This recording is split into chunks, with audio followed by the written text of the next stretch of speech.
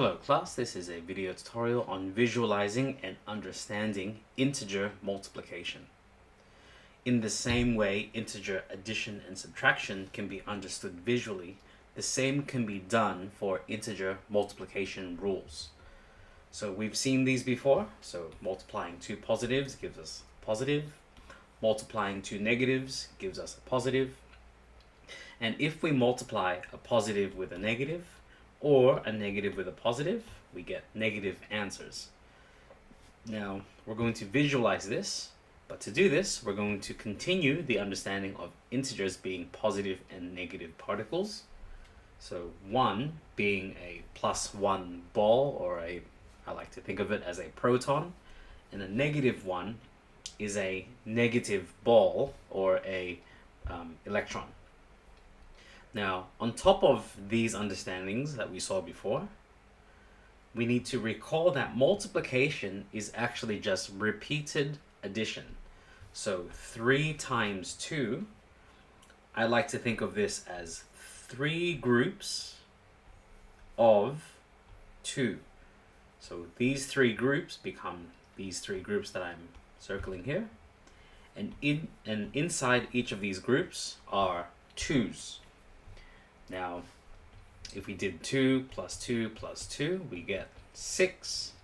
But I'm going to extend this further with the idea of using these protons and electrons. So here we go. Now, when we have a positive multiplied by a positive, we have a positive group. So these are the groups. And inside each of these are 2 positive particles. This is rather straightforward. If we just count how many particles, we're going to add all of them together. We get 6 positive particles. So 3 times 2 is 6. That's rather straightforward. Now, a positive multiplied by a negative, this one is still rather straightforward, although it kind of extends us a little bit. So we have 3 positive groups. So here they are. And inside each of these groups are 2 negative particles. There they are. And since we're adding these positive groups, so positive groups mean to add, we just simply count all the negative particles. So count all of them. We get 6 negative particles, which is why we get -6. Now, to understand the next 2 visualizations, we need to think of negative groups as subtractions instead. And because these are standalone multiplications, we're actually doing 0 plus 3 groups of 2, or 0 minus 3 groups of 2, as we're about to see. And what we're actually subtracting from is 0. So remember, it's 0 plus this multiplication. Well, this would make sense. It's 0 plus whatever this is equal to 6, because 0 plus 6 is still 6. Now we need this because, as we're about to see, the following. A negative times a positive. So this means these groups, so -3 groups, that means the groups, instead of being addition, as we saw here, addition, they become subtractions. So we are subtracting positive 2's from 0. So there's a 0 here, but we can visualize this with a pair of positive and negative particles. So here's 1. So here's 1 pair. Here is 2 pairs. Here's 4.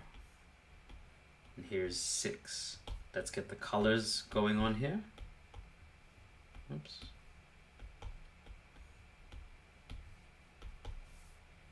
Let's make this go a little bit faster. So here we have the 0. So remember, even though there's a whole bunch of particles here, because they are paired, it's as if everything here is 0. Now from 0, we're going to subtract 6 positive particles. So here's our 0. And from this, we're going to subtract 6 positive particles. So let's get rid of these two. That's 2, 4, and 6. What we are left with is negative 6 particles. So this is why we get negative 3 times 2 is equal to negative 6. So this is equal to this. Let's do this in black so not too confused. There we go. Now it gets a little, it gets even trickier when we have negative multiplied by a negative.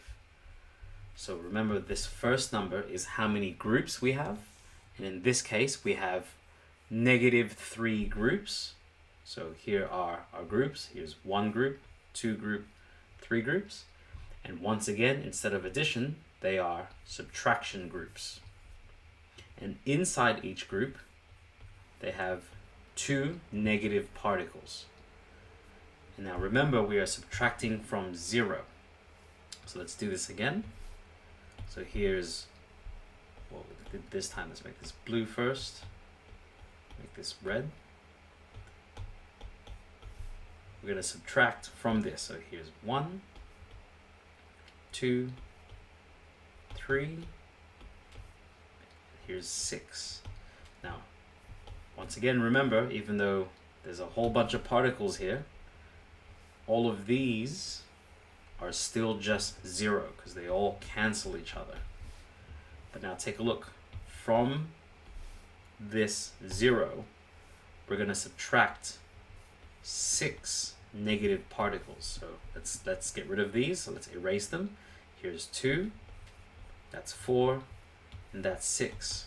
What we are left with is 6 positive particles, which is why negative 3 times negative 2 is positive 6. Alright, so I hope that helps visualize and give a reason why these integer multiplication rules apply. Hope to see you in the next video, and best of luck.